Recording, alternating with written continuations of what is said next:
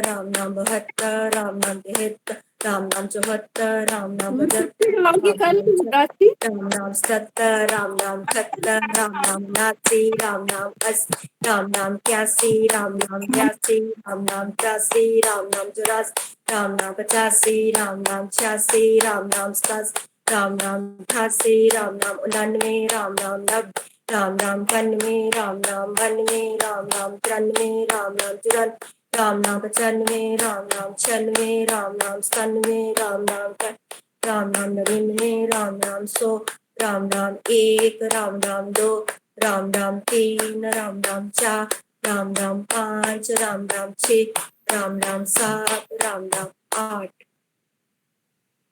मैंने कहा इससे आंखों की रोशनी भी हमारी तेज होती है ताली लगाने से। थोड़ा जोर से लगाएं, कोई बात नहीं, धीरे धीरे नहीं, आराम, जोर से लगाएं।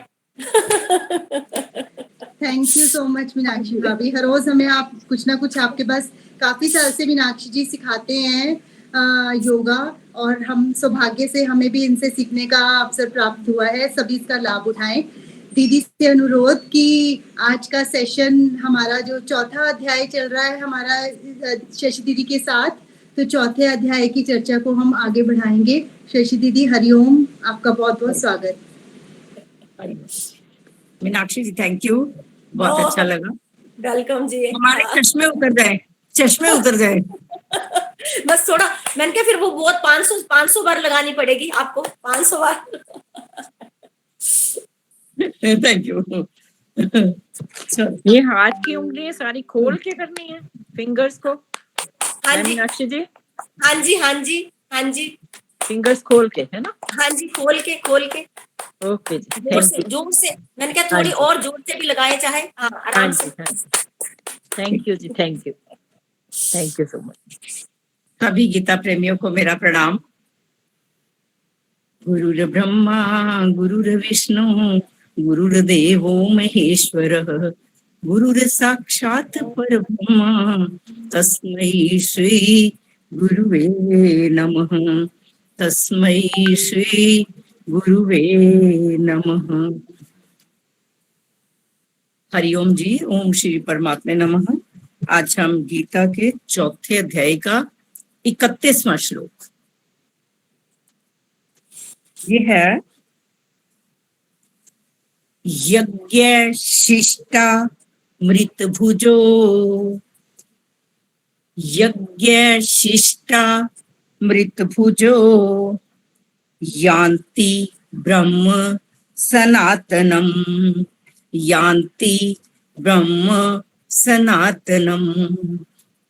यज्ञ शिष्टा मृत भुजो यान्ति ब्रह्म सनातनम, यान्ति ब्रह्म सनातनम।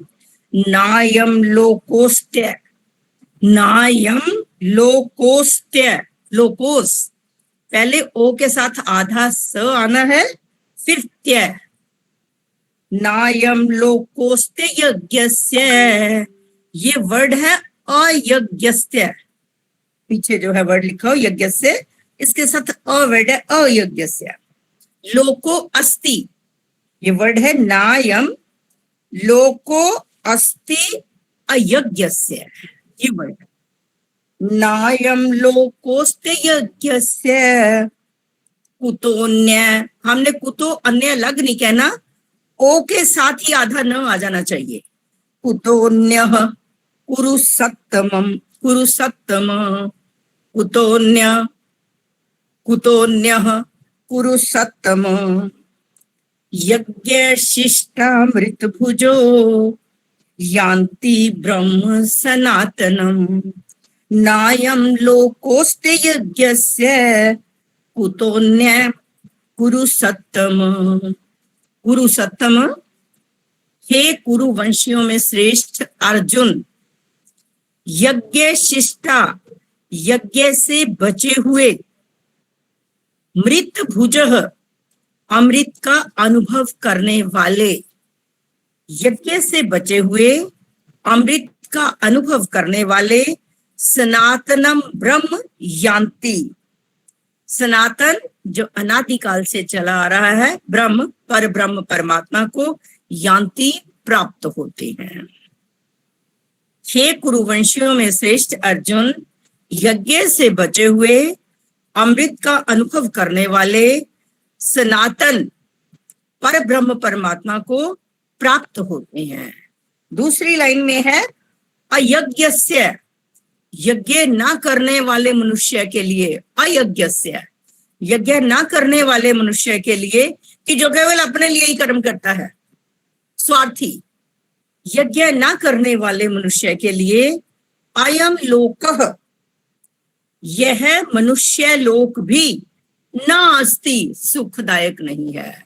जो अपने लिए ही कर्म करता है वो संसार में उसे सुख नहीं मिलता। उसे यज्ञ ना करने वाले मनुष्य के लिए यह मनुष्य लोक भी सुखदायक नहीं है। अन्य कुतः, तो फिर परलोक सुखदायी कहां से होगा, कि उसे ना यहाँ सुख ना परलोक में सुख। परलोक का मतलब किसी लोक में भी, स्वर्ग लोक, मृत्यु लोक, पाताल लोक, ये 3 लोक तो मेन समझे जाते हैं। बाकी अतल, वितल, सुतल है, ये 14 लोक हैं, लेकिन हमें तो मेन तकरीबन हम स्वर्ग लोक, मृत्यु लोक या ब्रह्म लोक भी, अंतरिक्ष लोक भी बोल देते हैं हम उसमें, जो 2-3 ऊपर हैं। और आम बोलने में जो आता है हमारे पास स्वर्ग लोक या ब्रह्म लोक और मृत्यु लोक और पाताल लोक। पाताल लोक है जो नीच योनियों में जाते हैं, मृत्यु लोक में जो हम मनुष्य आते हैं, और या अपनी कर्म अनुसार जो पशु पक्षी वगैरह भी मृत्यु लोक में पहुंचते हैं, और स्वर्ग लोक में जैसे ये देवता वगैरह है। इस श्लोक में कहा है कि हे कुरुवंशियों में श्रेष्ठ अर्जुन, यज्ञ से बचे हुए अमृत का अनुभव करने वाले सनातन परब्रह्म परमात्मा को प्राप्त होते हैं, और यज्ञ ना करने वाले मनुष्य के लिए यह मनुष्य लोक भी सुखदायक नहीं है, तो फिर परलोक सुखदायी कहाँ होगा। आशु जी पहले एक बार रिपीट कर लो, फिर मैं मीनिंग जिसके बोलती हूँ। हाँ जी दीदी। यज्ञ शिष्टामृत भुजो यान्ति ब्रह्म सनातनम, नायं लोकोऽस्त्य यज्ञस्य कुतो यः कुरु सत्तम। ये वर्ड है कुतोन्यः, कुतोन्यः कुरु सत्तम। हाँ जी, 2-3 से और बोलो। हाँ जी दीदी। मीनाक्षी जी आप बोलेंगे। मैं क्या आशु जी, मेरे को आज पेज ही नहीं मिला, अभी तक ढूंढती रहेगी। आपके पास इस्कॉन वाली बुक है ना, 111 नंबर है मेरी बुक में, तो आप चेक करो। एक मिनट। हाँ जी, गुलशन दीदी आप बोल दो तब तक। गुलशन दीदी बोल दें, उसके बाद परवेश दीदी बोल दें। हाँ जी बोलो। यज्ञ शिष्टामृत भुजो यान्ति ब्रह्म सनातनम, नायं लोकस्ते यज्ञस्य कुतोन्यः कुरु सत्तम। बिल्कुल यज्ञ शिष्टामृत भुजो यान्ति ब्रह्म सनातनम, नायं लोकस्य यज्ञस्य कुतोन्यः कुरु सत्तमम्। नायम लोकोस्त्य, आपने ओ की मात्रा नहीं। हाँ जी, लोकोस्त्य, लोकस्य हाँ, यज्ञस्य कुतोन्यः कुरु सत्तम। हाँ जी। नेक्स्ट। हाँ जी, नीरज आप बोलोगे। नीरज, मिसेस पाठक बोलना चाह रहे हैं, आप बोल दो पहले। हरिओम जी। हरिओम जी। यज्ञ शिष्टामृत भुजो यान्ति ब्रह्म सनातनम, नायं लोकोऽस्य यज्ञस्य कुतोन्यः कुरु सत्तम। हाँ जी। हाँ जी, नीरज बोलो। हाँ जी, हरिओम जी। हरिओम जी। यज्ञ शिष्टामृत भजो यान्ति ब्रह्मा सनातनम, नायं लोकस्त्य लोकोस्त्य, नायम लोकोस्त्य। मेरे को ना श्लोक बाद में मिला। अच्छा, लोकोस्त्य वर्ड है, लोको अस्ति अयज्ञस्य, इन तीनों को मिला के लोकोस्त्य यज्ञस्य। नायं लोकस्तयज्ञस्य कुतन्यः कुरु सतम सत्यम कुतो कुतोन्य वर्ड है कुतोन्य। सुनती हूँ जी, औरों का सुनती हूँ अभी। चलो कोई बात नहीं, नहीं ठीक बोले आपने। सुषमा दीदी आप बोल दें, उसके बाद जिन्होंने आज नया ज्वाइन किया हुआ है मिसेस पाहवा हैं दीदी हमारे साथ आज, और उसके अलावा सतपाल कपूर जी के नाम से ज्वाइन किया हुआ है, और सीमा बंसल जी हैं। उनमें से कोई भी अगर ट्राई करना चाहें तो कर सकते हैं। हाँ जी बोलिए।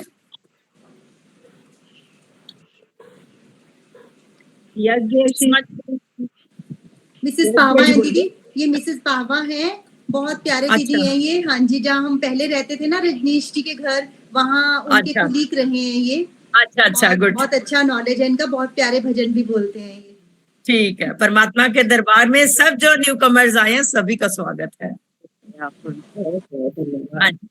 यज्ञ शिष्टामृत भुजो यान्ति ब्रह्मा सनातनम नायं लोकोस्ते अयज्ञस्य कुतोन्य कुरुत्तमम्। हमने यहाँ पर जब इकट्ठा बोलना अयज्ञ से वर्ड हमारी लय नहीं बनती। नायम लोकोस्ते यज्ञस्य, गैप नहीं देना बीच में, इकट्ठा बोलना है। लिखा हुआ है अयज्ञ ही, वर्ड भी हमारा अयज्ञ ही है, लेकिन हमने इसको जोड़ बोलते हैं नायम लोकोस्ते यज्ञस्य, इसका मतलब ही अयज्ञस्य है। ये हमने अंडरस्टैंड करना है, बोलते हुए इकट्ठा बोलना है इसको। हाँ जी, बहुत अच्छा बोला। नायं लोकोस्ते यज्ञस्य, हाँ जी, ये कुरुस्तमं कुरुसत्तम, कुरु, हाँ जी बहुत अच्छा बोला। आगे अशोक जी और कौन बोल रहा है? हाँ जी, सुनीता विद जी बोलना चाह रहे हैं, उसके बाद फिर आप व्याख्या कर लेना। हाँ जी, हरिओम। यज्ञ शिष्टामृत भुजो यान्ति ब्रह्म सनातनम नायं लोकोस्ते यज्ञस्य कुतोन्य कुरु सत्तम। हमने कुतो अन्य नहीं बोलना, इस एस को साइलेंट रखा जाता है। कुतोन्य, ओ के साथ ही न की आवाज आनी चाहिए। कुतोन्य, कुतोन्य, ठीक। हाँ जी, कुतोन्य। हाँ जी, हमारा श्लोक है यज्ञ शिष्टामृत भुजो यान्ति ब्रह्म सनातनम। यज्ञ करने से, यज्ञ क्या है? सर्वजन हिताय, यज्ञ उसको कहा गया है। निष्काम भाव पूर्वक दूसरों को सुख पहुंचाने से हमारे अंदर समता का भाव आ जाता है, इसको यज्ञ शिष्टामृत कहा गया है। मतलब कि यज्ञ वर्ड तो जहां पर भी आए वहां ये समझना है कि दूसरों के सुख के लिए, दूसरों के हित के लिए जो हम काम करते हैं वो यज्ञ है।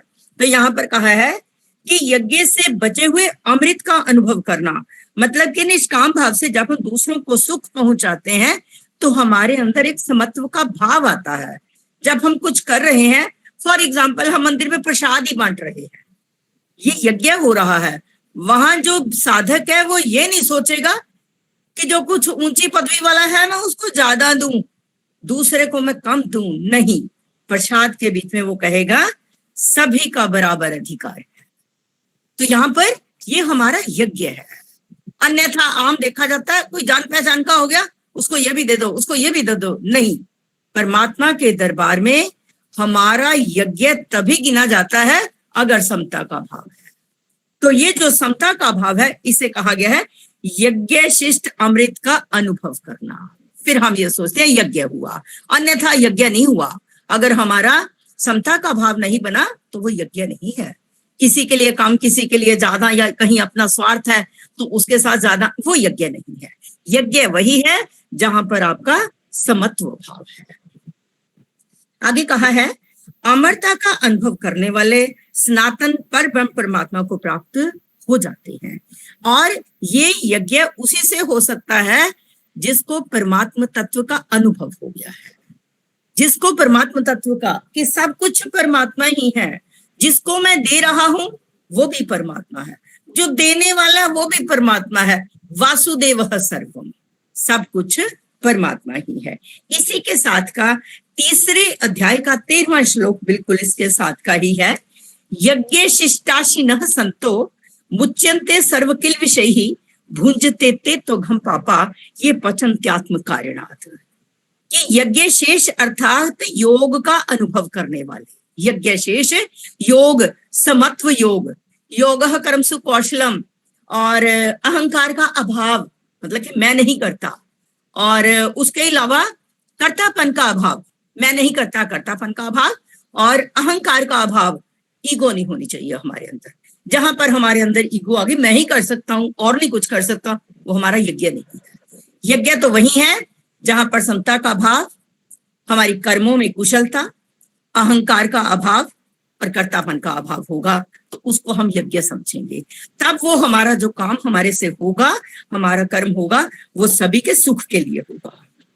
यज्ञ शेष अर्थात योग का अनुभव करने वाले श्रेष्ठ मनुष्य संपूर्ण पापों से मुक्त हो जाते हैं, और जो केवल अपने लिए ही पुकाते अर्थात अपने लिए ही कर्म करते हैं, स्वार्थ भाव है, बस अपने लिए जो कर्म करते हैं, वो पापी लोग पाप ही खाते हैं।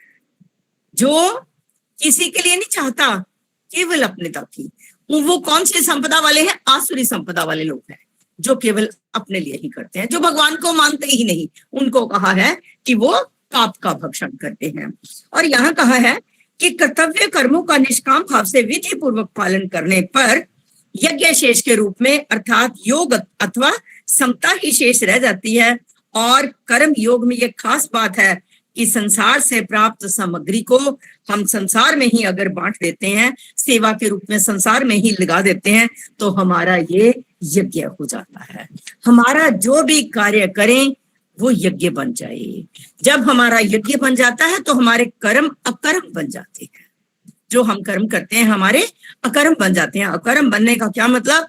हमारे सब कर्म जो यज्ञ रूपी कर्म है, कामना, ममता, आसक्ति, अहंकार के बिना होते हैं, कर्तापन का अभाव होता है, तो उन्हें कहा गया है अकर्म। अकर्म को आम लोग तो कह देते हैं कर्म ना करना अकर्म हो गया, नहीं। जो अकर्म जिसे कहा गया है, कर्म अकर्म बन जाते हैं, जिनमें कामना, ममता और आसक्ति और अहंकार से रहित होकर कर्म जो करते हैं वो अकर्म बन जाते हैं। और आगे कहा है आत्मा हमारी सदा रहने वाली है, मरने वाली वस्तुओं के संग से मनुष्य को मृत्यु का अनुभव होता है। अगर आपको आत्मा का अनुभव हो गया है कि आत्मा तो केवल कपड़े ही बदलती है, हमारे कर्मों के अनुसार कि हमारी जो नई योनि अंत समय में हम जिसका स्मरण करते हैं वैसी योनि हमें प्राप्त हो जाती है। जैसे सारी उम्र तो किसी ने क्या किया, राजा भरत का ले लो कि बहुत अच्छा धार्मिक थे, लेकिन एंड में आके एक हिरण के बच्चे से प्यार हो गया उनका, डूबते हुए को देख लिया, उन्होंने उठा लिया, बस उसके साथ ममता हो गई और उसी को याद करते हैं। मरते समय भी यही याद आया, तो उन्हें 6 महीने हिरण की योनि में रहना पड़ा। तो यही चीज है कि हम सब लोगों की कि हमारा जैसे सारे टाइम में बहुत अच्छा किया, लेकिन लास्ट में आके कुछ ना कुछ ऐसा होगा जिससे नीच योनि में जाना पड़ा। कुत्ते की योनि मिल गई, अगर कुत्ते की योनि मिल गई, कुछ ना कुछ कोई ऐसा कर्म हुआ होगा, सारी उम्र तो बहुत अच्छा कार्य किया, सब कार्य लोगों के हित के लिए किए, लेकिन न जाने कौन सा कर्म होगा जिससे वो कुत्ते की योनि में आया। लेकिन कुत्ते की योनि में आने के बाद भी वो कुत्ता सुख प्राप्त करता है। वो कुत्ता एसी में बैठता है, उस कुत्ते को प्रॉपर टाइम पर ये दूध, बटर और ये ब्रेड, ये चीजें मिलती हैं। ये क्या है? ये उसके जो अच्छे कर्म किए हुए उसके कारण है। वो एसी गाड़ी में बैठ के जाता है, मालिक उसे लेके जाता है स्पेशल, लेकिन आम कुत्ते जो है वो गलियों में घूमते फिरते हैं। तो ये चीज है कि ये कर्म है कि बहुत अच्छे किए, लेकिन कुछ एक ऐसा हो गया जिसके जाना तो नीच योनि भी पड़ा, लेकिन वहां भी उसे सुख जरूर मिला। तो ये कही गई है कि कुछ अच्छा किया हुआ हमारा व्यर्थ नहीं जाता। और कुछ ऐसे भी हैं सारी उम्र गंदे काम किए, लोगों को सताया, लास्ट में आते हुए या तो किसी महात्मा ने उस शव के दर्शन कर लिए, और या उसके मुख से ओम नमो नारायण ने हरि ओम कुछ ऐसा वर्ड मिल गया, तो उसकी योनि तो हो गई मनुष्य की, पर वो मनुष्य योनि में आकर भी सुख नहीं पाता।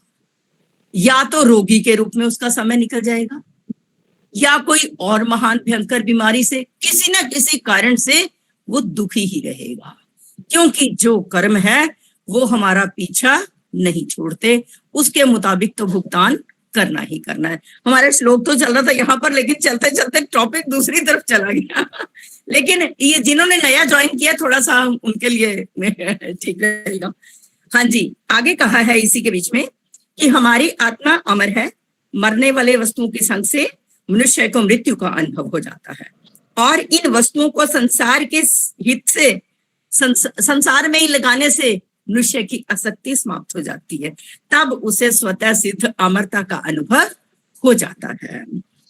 कर्तव्य मात्र केवल कर्तव्य समझकर किया जाए तब यज्ञ हो जाता है। वो यज्ञ का तो मैंने आपको बता ही दिया कि जो सभी के सुख के लिए, सभी के हित के लिए किया जाए उसको यज्ञ कहा गया। अगर उसके बीच में से मैं सुखी हूं, मेरा परिवार सुखी हो, मेरा समाज सुखी हो, सारा वातावरण सुखी हो, अगर ये चारों चीजें, चारों लेवल सुखी हैं, तब तो है यज्ञ। अगर उसके बीच में से किसी ना किसी में कमी रह गई, कोई दुखी है, तो इसका मतलब मेरा यज्ञ नहीं है। तो ये चीज हमने ध्यान रखनी है कि हमारे से वो चीज हो कि किसी को चोट ना पहुंचे, मन से, वाणी से, कर्म से किसी प्रकार से कोई दुखी ना हो। जब हम ऐसे से भाव सुनते हैं तो निश्चय ही हमारे से कुछ गलत कार्य नहीं होते। ये इंसान उसी टाइम दिमाग में आता है। गीता हमें जीवन जीने की कला सिखाती है।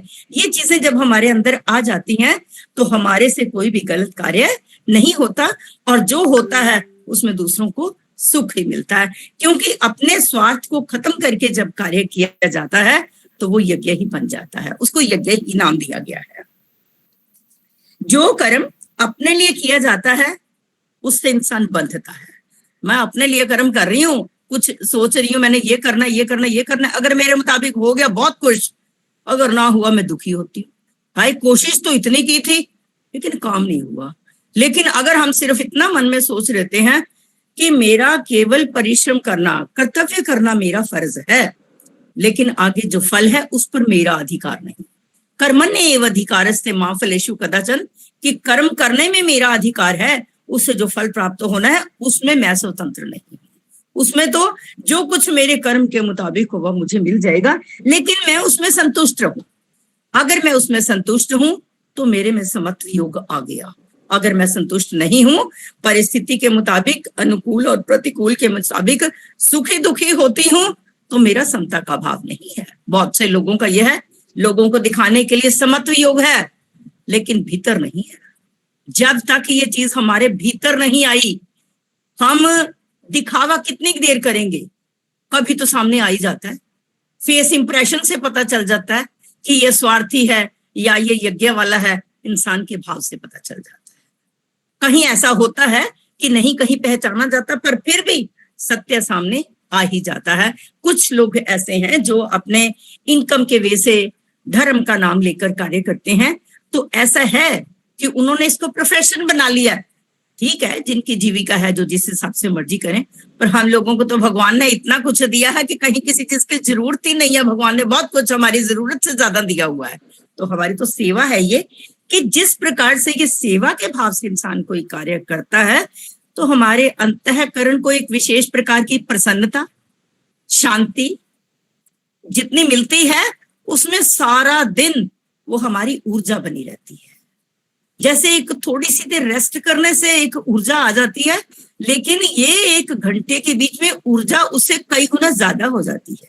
वो सारा दिन, सारा टाइम हमारा जो है वो प्रसन्नता में निकलता है, और प्रसन्नता में रहने से हमारे शरीर का रोम रोम खिल उठता है, और जिससे खून का संचार, खून बढ़ता है। तभी ये हास्य रस वाला जो लास्ट में करवाते हैं, ये खून बढ़ता है इससे, और इंसान के चेहरे की एक अलग ही रौनक नजर आती है वो लास्ट वाले टाइम में। तो ये कहा गया है कि हम 24 घंटे इस प्रसन्नता में रहें, ताकि हमारे अंदर नैष्ठिक शांति आए। उस नैष्ठिक शांति से हमारे जीवन की प्रसन्नता बनी रहेगी। आगे कहा है कि शरीर, इस दृष्टि से शरीर निर्वाह के लिए वस्तुओं का उपयोग करना यज्ञ के लिए गिना जाता है। कि हमने जितना का हमें जरूरत है, संसार से वस्तुएं मिली हैं, जितने का हमें जरूरत है जरूर प्रयोग करें, हम विषय भोगों को भोगें, बट जो हमारे पास कुछ एक्स्ट्रा है उसे जिनको जरूरत है उनकी सेवा में लगा दें। हमें ठीक है अपने लिए कुछ जोड़ के भी रखना चाहिए, वृद्धावस्था में जरूरत है, लेकिन उसके अलावा भी इंसान के पास बहुत कुछ होता है। इंसान हाथ से छोड़ना नहीं चाहता, लेकिन यदि हम उसे साथ साथ सेवा में लगाते रहें तो हमारा जीवन जो है वो आनंदित होता है। हमारी कोशिश यही होनी चाहिए कि कहीं किसी को जिस प्रकार की भी जरूरत है हम उसे देने की कोशिश करें। तो ये तो हमारा हुआ यज्ञ वाला। आगे है दूसरा, कहा गया है नायम लोकोस्ते यज्ञ से कुतोन्य कुरु सत्तम, कि जो यज्ञ ना करने वाले मनुष्य के लिए इस लोक में भी सुख नहीं है तो परलोक में तो क्या होगा, कि जो केवल अपने लिए ही कर्म करता है उसका यज्ञ नहीं है। और वो लोग क्या कहा है, पाप खाते हैं। पाप खाने का मतलब सुखी दुखी होते रहते हैं, उनका सारा टाइम दुख में निकल जाता है, चिंताओं में निकल जाता है। क्यों? प्रसन्नता वाला कार्य ही नहीं कोई होता। केवल अपने लिए जब हम करते हैं तो उसमें तो बस जब हमारे मुताबिक हो गया तो हम खुश हैं, नहीं हो गया तो हम दुखी हैं। यही हमारे बंधन का कारण है। और इसके लिए कहा गया है 3 अध्याय के 8वें श्लोक में इसके बारे में बताया गया है। ये जो श्लोक है जो अभी इसके बारे में, कि जो केवल अपने लिए ही खाते हैं, 3 अध्याय का 13वां श्लोक है। यज्ञ शिष्टाशिनः संतो मुच्यन्ते सर्व किल विषयी भुंजते ते त्वघम पापा ये पचन्त्यात्म कारणात्। इसमें कहा है कि सॉरी, ये तो मैंने बता दिया आपको, अभी करके हटी हूं कि जो अपने लिए ही खाते हैं वो पाप खाते हैं। हमारा एक और श्लोक में बताया हुआ था कि निराशीर यच्चित आत्मा, मेरे ख्याल 4थे अध्याय का शायद श्लोक है ये, निराशीर 4थे अध्याय का 21वां श्लोक है। निराशीर यच्चित आत्मा त्यक्त सर्व परिग्रह शारीरम केवलम कर्म कुर्वन् नाप्नोति किल विषम। ये अभी जो समझा रही थी यज्ञ के बीच में ही है ये भी। अभी ये है कि जिसने अपने अंतःकरण को वश में कर लिया है, अपने इंद्रियों को वश में कर लिया है, और जो सभी चीजों का संग्रह नहीं करता, कुछ इकट्ठा करके अपने पास नहीं रखता, ऐसा व्यक्ति जो है पाप को प्राप्त नहीं होता। कि जिसका सारा जीवन ही दूसरों के लिए इच्छा रहित है, उसकी कोई इच्छा नहीं है, कि वो सारा जीवन दूसरों के लिए ही गुजार देता है।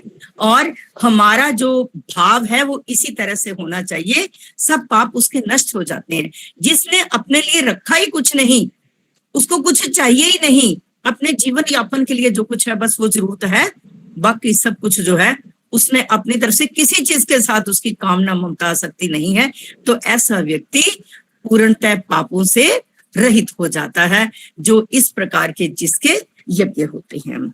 आगे है कि अपने कर्तव्य का पालन ना करने से, हाँ अब यहाँ पर देखो, कर्तव्य हम किसको कहते हैं? जो हम सभी के लिए कार्य करते हैं उसको कर्तव्य कहा गया है।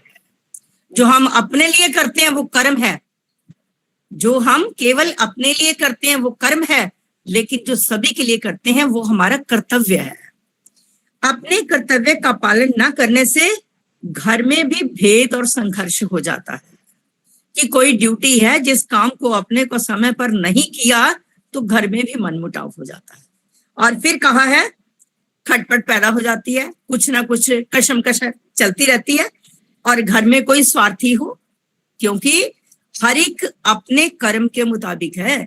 एक माँ बच्चों को जन्म देती है, लेकिन सब बच्चे का स्वभाव अपने कर्म के मुताबिक है। एक व्यक्ति जैसे कल आशु जी बता रहे थे कि वो बिल्कुल अपने में मस्त रहने वाला है, वो चाहता ही कुछ नहीं है, वो शांति में रहता है। उसको कुछ देने की कोशिश करते हैं तो वो कहता मुझे नहीं चाहिए, लेकिन एक चाहता है कि मुझे ही मिल जाए, दूसरे के नाम का भी मुझे मिल जाए। तो यहाँ कहा है कि घर में कोई स्वार्थी हो तो घर वालों को उसको रहना सुहाता नहीं। कोई स्वार्थी हो कि जहां पर भी इसका काम है अपने स्वार्थ के लिए ही होता है, घर वालों को कई बार उसकी वो बात जो है वो अच्छी नहीं लगती, क्योंकि माँ तो यही चाहती है कि सभी में समता का भाव हो, मेरे लिए सभी इक्वल है। माँ के लिए तो सब बच्चे इक्वल है, चाहे दूसरा उसको कुछ भी कहे, लेकिन माँ के लिए तो वो अच्छा ही है। और आगे कहा है स्वार्थ त्याग पूर्वक अपने कर्तव्य से सबको सुख पहुंचाना घर में अथवा संसार में रहने की विद्या है।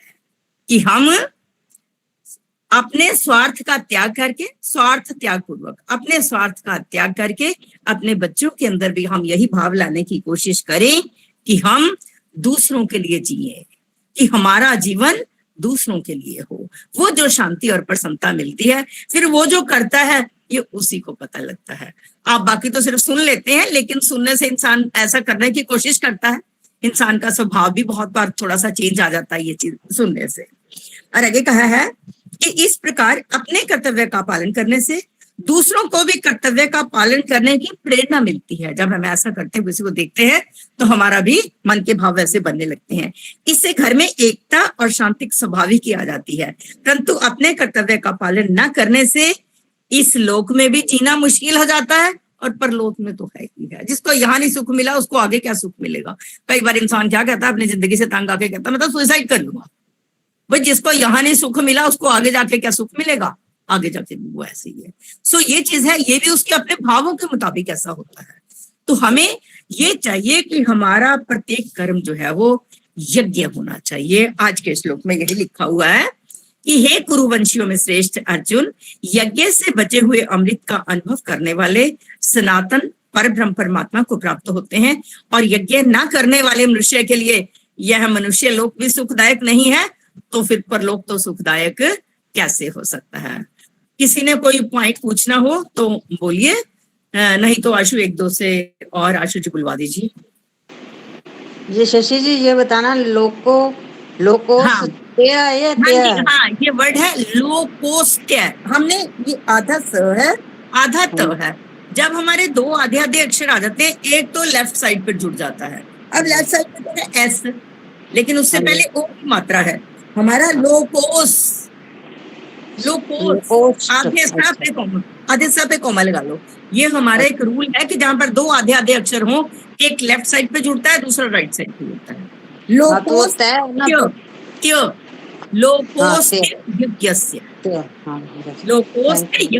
लेकिन ये वर्ड है प्रॉपर लोको अस्ति अयज्ञस्य।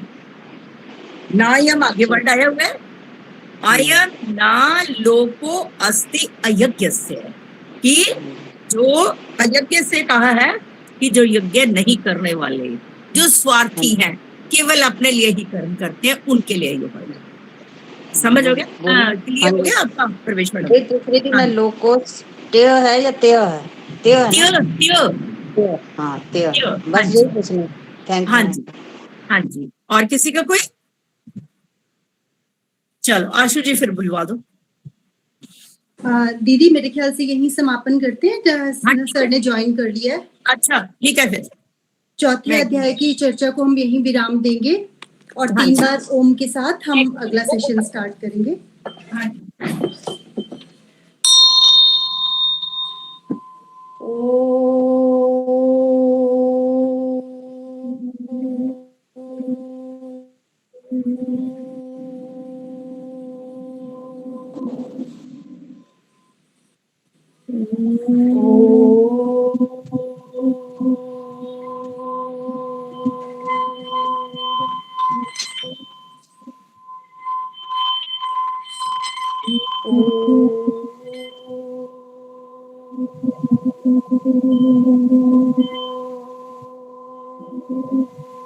वंशी विभूषितरान् नवनीरदाभात् पीताम्बराधरुणबिं वफलाधरोष्ठात् पूर्णेन्दु सुन्दर मुखादरविन्दनेत्रात् कृष्णात् परं किमपि तत्त्वं हम न जाने।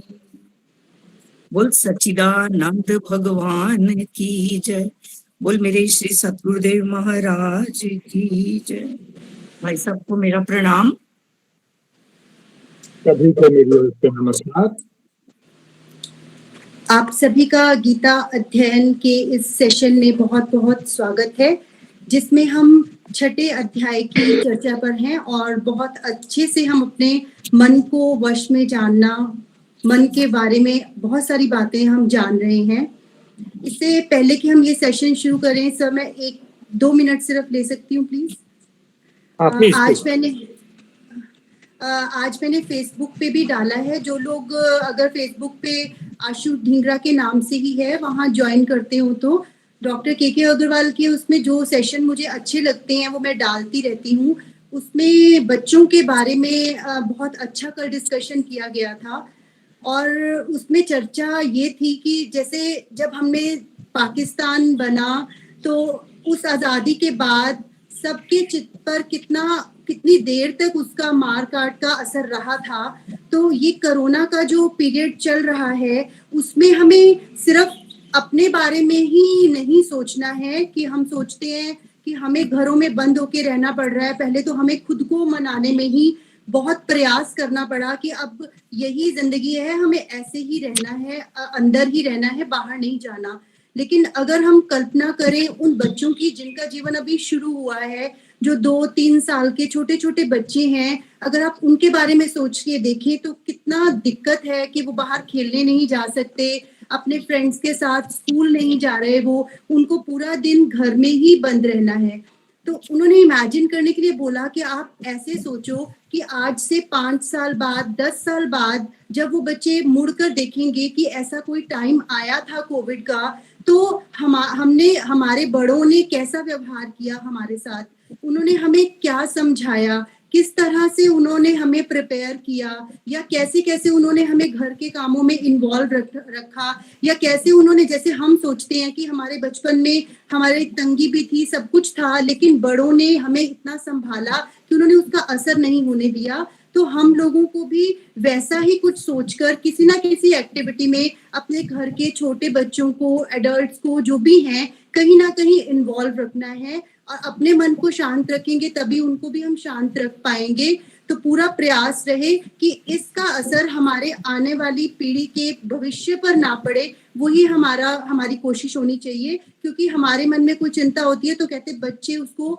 स्मेल कर लेते हैं, वो ये कह रहे थे, आपको बोलना नहीं पड़ता, उनको आपके हाव भाव से ही पता चल जाता है कि आपकी मनस्थिति क्या है। तो यहाँ आके जैसे हम लोग अपने आप को शांति का अनुभव करते हैं तो वही शांति वापस लेकर हम जाएं और अपने बच्चों को भी प्रिपेयर करें, ताकि आने वाला टाइम उनके लिए आसान नहीं है। हम लोगों के लिए बहुत आसान था, पैसे खर्च किए, कहीं भी घूमने चले गए, पिक्चर देखने चले गए। जैसे हमने अपने बच्चों को पाला है तो उनके लिए बहुत दिक्कत का टाइम है ये। तो प्लीज उन्हें सपोर्ट करें और जितना हो सके उन्हें आने वाले टाइम के लिए प्रिपेयर रखें। और नेक्स्ट रिक्वेस्ट की सेकेंड वेव के बाद थर्ड वेव आने के भी पूरे चांसेस हैं, वो कह रहे हैं। और यदि हम रिस्पॉन्सिबल नहीं बिहेव करेंगे, मास्क नहीं पहनेंगे, फिजिकल डिस्टेंस मेंटेन नहीं करेंगे, हाइजीन का ध्यान नहीं रखेंगे, तो इस चीज को कंट्रोल करना बहुत मुश्किल है। तो प्लीज सब लोग, इंडिया में रहने वाले स्पेशली, अपनी रिस्पॉन्सिबिलिटी को निभाएं और जितना हो सके मास्क को अवॉइड मत करें। Thank you sir. अब सर से निवेदन कि वो आगे 6ठे अध्याय की चर्चा को आगे बढ़ाएं। सभी को मेरी ओर से नमस्कार। बहुत अच्छी बातें आरती जी ने कही हैं, तो मैं उम्मीद करता हूं कि हम सब लोग इन पे ध्यान देंगे। चलिए, कल हम बात कर रहे थे 6ठे अध्याय के 36वें श्लोक की। मैं उसकी हिंदी एक बार अभी पढ़ता हूं, फिर उसके बाद श्लोक नंबर 37 पर हम चलेंगे।